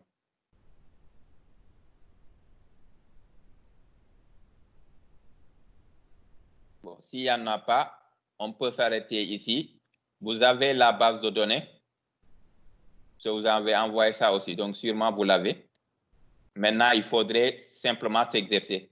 Les résultats qui sont ici, vous-même, vous pouvez ouvrir la base de données. Si vous avez installé Stata, vous avez partagé un lien. Bon, pour ceux qui ne l'ont pas fait, ils peuvent aller sur le lien qu'on avait partagé pour télécharger le logiciel et l'installer. Dès l'instant que vous l'avez installé, parce que aussi l'économétrie, c'est la pratique. Hein? Il faudra pratiquer. Vous avez le fichier, vous avez les résultats. Vous pouvez après utiliser votre base de données. Vous essayez de reproduire les résultats qui sont là. Et puis en regardant comment bien interpréter. Si vous avez bien compris comment on le fait, après, vous pourrez l'appliquer dans votre propre base de données. Ici, c'est une base de données fictive. Hein? Ce n'est pas une base de données économique, etc. Mais il vous explique comment faire. Comment préciser la variable dépendante des variables explicatives. Comment on peut faire des tests sur l'hétérogénéité. Comment on peut faire des tests sur l'autocorrélation. Comment on peut faire des tests sur la dépendance. Comment on peut faire un test pour savoir est-ce qu'on va utiliser un modèle à effet individuel fixe ou bien un modèle à effet individuel aléatoire. Si vous arrivez à reproduire les mêmes résultats, après, vous serez à l'aise pour pouvoir le faire aussi dans votre propre base de données. Et ça, c'est seul des répétitions qui vous permettraient d'avoir la main. Donc, il n'y a pas de secret. Hein? Donc, je vous conseille d'essayer de reproduire les résultats qui sont ici. Et à partir de là, on pourra aussi partager d'autres fichiers, d'autres bases, et puis essayer de regarder comment reproduire ces résultats-là. Je vous avais donné aussi, je pense, un autre document, cours panel. Vous voyez que aussi, c'est à peu près les mêmes résultats hein, que l'on obtient. C'est les mêmes commandes. C'est juste les noms des variables qui changent. Donc, c'est ce qu'on avait utilisé pour faire un peu la théorie. Donc là aussi, si vous regardez ce document, on a à peu près les mêmes commandes qui reviennent. Il n'y a que les noms des variables qui changent. C'est pour vous dire que si vous arrivez à reproduire les résultats pour une base de données et que vous avez compris comment interpréter, c'est important aussi de savoir comment interpréter. À chaque fois, est-ce qu'on rejette l'hypothèse nulle ou pas? Voilà. Il y en a certains qui se trompent. Au lieu de dire qu'il y a hétérogénéité, ils disent qu'il y a absence d'hétérogénéité. Ou bien au lieu de dire qu'il y a absence d'autocorrélation, ils disent qu'il y a autocorrélation. Après, ils ramènent d'autres commandes, alors qu'en réalité, ça ne valait pas la peine de rajouter d'autres commandes du fait que, dès le départ, ils se sont trompés. C'est pourquoi je dis qu'il faudrait reproduire les résultats. Ce document, il est bien parce qu'il vous montre comment interpréter. À chaque fois, il met un rectangle avec des flèches pour vous dire que si vous voulez interpréter, voici là où vous devez regarder. Et quand vous regardez là-bas, voici comment vous devez interpréter les résultats, selon que c'est supérieur à 10% ou inférieur à 10%. Si vous l'avez bien compris, après, si vous avez votre propre base de données, vous pourrez faire votre propre estimation. Donc là, on va s'arrêter ici. Après, la semaine prochaine, ce qu'on pourrait faire, c'est quoi? C'est peut-être prendre une base de données, une autre base de données économique, et puis on va essayer de refaire. Là, comme je l'ai dit, hein, c'est des Y, c'est des X1, X2, il n'y a pas trop d'interprétation, mais on peut prendre des bases de données réelles hein, qui ont été obtenues à travers des enquêtes, et puis à travers cette base de données réelle, on essaie de regarder comment on peut refaire la même chose qu'on a vu ici. Hein. Donc, quand on termine, ce sera la fin de ce cours hein, pour le données de panel. Après, il nous restera à voir ce qu'on appelle l'économétrie des variables qualitatives, qui est la deuxième partie. Donc, on va faire une seule séance pour terminer les données de panel.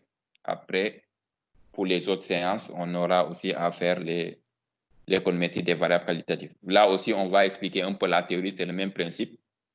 À travers la théorie, on va vous donner une base de données où vous allez essayer de vous entraîner. Quand vous vous entraînez à partir de cette base de données-là, après, vous pourrez partir avec vos propres bases de données pour pouvoir reproduire les mêmes résultats. Donc, c'est à peu près ça, la méthodologie. Je vous remercie hein, d'avoir bien voulu répondre présent à cet enseignement à distance qui n'est pas évident. Mais je pense que aussi c'est la seule alternative que nous avons face à cette pandémie, c'est la COVID-19. Espérons peut-être que cette pandémie-là sera derrière nous dans les prochains jours. En tout cas, encore une fois, merci et à ces temps-ci, Inch'Allah. Merci à vous aussi, professeur.